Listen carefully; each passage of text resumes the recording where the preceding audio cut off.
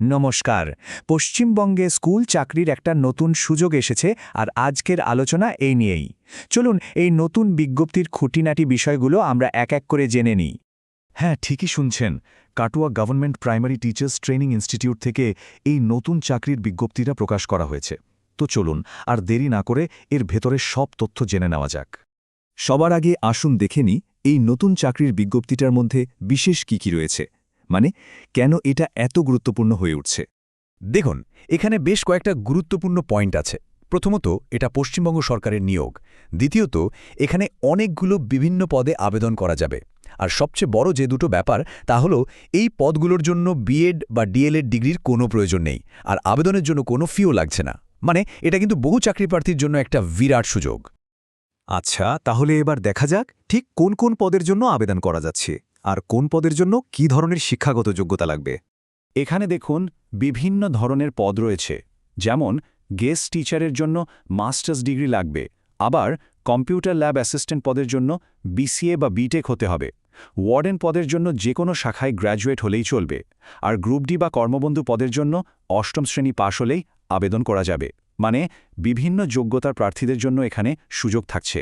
শিক্ষাগত যোগ্যতার কথা তো আমরা জানলাম, এবার চলুন আবেদনের জন্য আরও যে কিছু সাধারণ কিন্তু জরুরি শর্ত রয়েছে সেগুলোও দেখে নিই। বয়সের ব্যাপারটা বেশ সোজাসাপটা। আবেদন করতে হলে বয়স হতে হবে অন্তত 18 বছর আর সর্বোচ্চ 40 বছরের মধ্যে। অবশ্যই সরকারি নিয়ম অনুযায়ী সংরক্ষিত শ্রেণীর প্রার্থীরা বয়সে ছাড় পাবেন।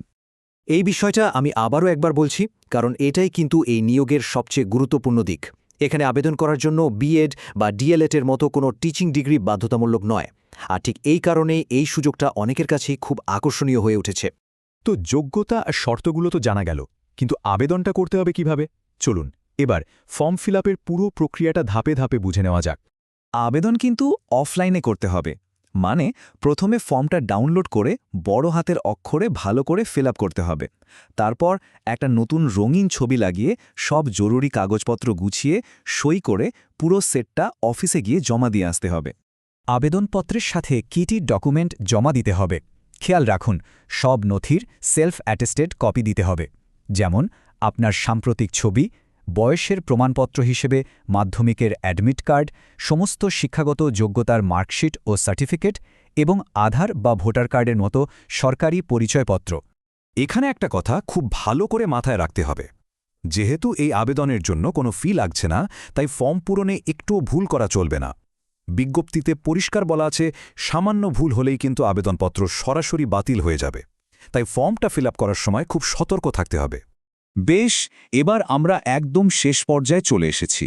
চলুন জেনে নিই সবচেয়ে জরুরি দুটো তথ্য: আবেদনের শেষ তারিখ কবে আর নিয়োগটা ঠিক কিভাবে হবে। এই তারিখটা আর সময়টা খুব ভালো করে মনে রাখুন। আবেদনপত্র জমা দেওয়ার শেষ তারিখ হল 2রা মে, আর জমা দিতে হবে দুপুর 2টোর মধ্যে। এরপরে গেলে কিন্তু আবেদন আর গ্রহণ করা হবে না, তাই সময়মতো অফিসে গিয়ে আবেদনপত্র জমা দিতেই হবে। নিয়োগ পদ্ধতিটা কিন্তু বেশ সহজ সরল। আবেদনপত্রগুলো থেকে প্রথমে যোগ্য প্রার্থীদের বাছাই করা হবে, মানে শর্টলিস্ট করা হবে। তারপর তাদেরকে সরাসরি ইন্টারভিউয়ের জন্য ডাকা হবে, আর সেই ইন্টারভিউতে পারফরম্যান্সের ভিত্তিতেই চূড়ান্ত প্রার্থী তালিকা তৈরি হবে। তাহলে পুরো আবেদন প্রক্রিয়াটা তো পরিষ্কার হয়ে গেল, কিন্তু যেহেতু ইন্টারভিউয়ের মাধ্যমেই শেষ পর্যন্ত নিয়োগ হবে, তাই এখন সবচেয়ে বড় প্রশ্ন হলো এর জন্য প্রস্তুতি কিভাবে নেওয়া উচিত। এই সুযোগটাকে কাজে লাগাতে হলে সঠিক প্রস্তুতিই কিন্তু আসল চাবিকাঠি হয়ে উঠবে।